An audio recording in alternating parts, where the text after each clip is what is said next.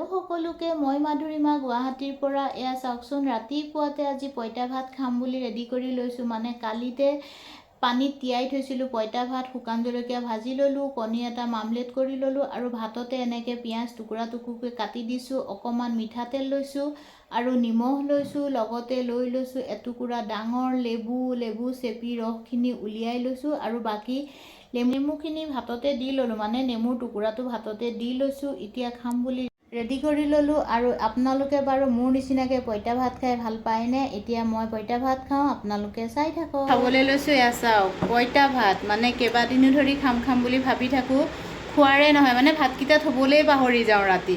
কালি একদম মনত পেলাই ধুনীয়াকৈ পানী দি থৈ দিছোঁ আৰু এটা কণী মামলেট কৰি লৈছোঁ আৰু শুকান জলকীয়া ভাজি লৈছোঁ।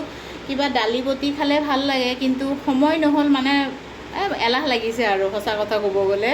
গতিকে এনেকৈয়ে এতিয়া খাওঁ। আৰু মোৰ নিচিনা আপোনালোকে পঁইতা ভাত খাই ভাল পায়নে? গৰমত বোলে ভাল খোৱা, কিন্তু চাওকচোন এনেই ইমান শকত আৰু সদায় যদি পঁইতা ভাত মানে ভাল বুলি আৰু খাই থাকোঁ, তেনেহ'লেতো আৰু কথাই নাই, কিবাই অৱস্থা হ'ব। গতিকে কেতিয়াবা অকণমান খাওঁ আৰু সেইকাৰণে আজি খাম বুলি নেমু চেপি লৈছোঁ আৰু অলপ চেপি দিছোঁ। মানে বাহ, বহুত টেঙা হৈছে। অলপ নিমখ কম হ'ল, নিমখ এনেকৈ দি লওঁ।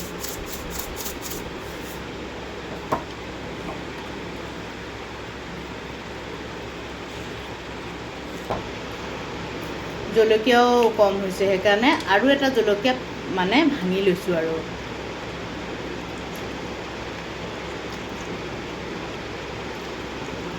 এনেকৈ কণী ল'ব দিছোঁ। মজা।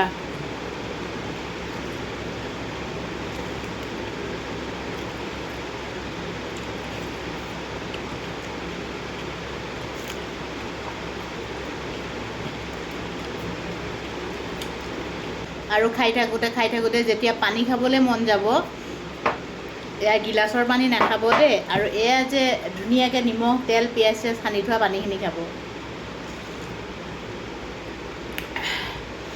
ইয়াৰ মানে টেষ্টটোৱে বেলেগ, আৰু এইটো মানে বুজাব নোৱাৰি ভাষাৰে।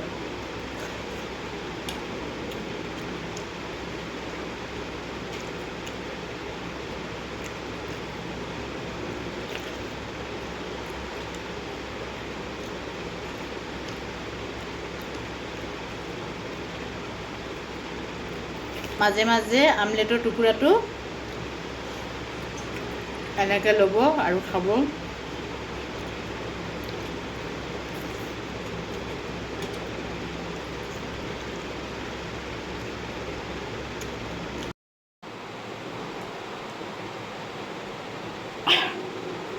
একদম খোৱা চেচ আৰু বাতিও চাফা।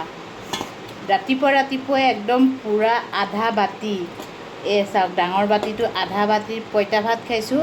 আৰু দিনটো হয়তো একো নাখালেও হ'ব। আপোনালোকেনো কোনে কি খাইছে ৰাতিপুৱা এবাৰ জনাবচোন। টাটা।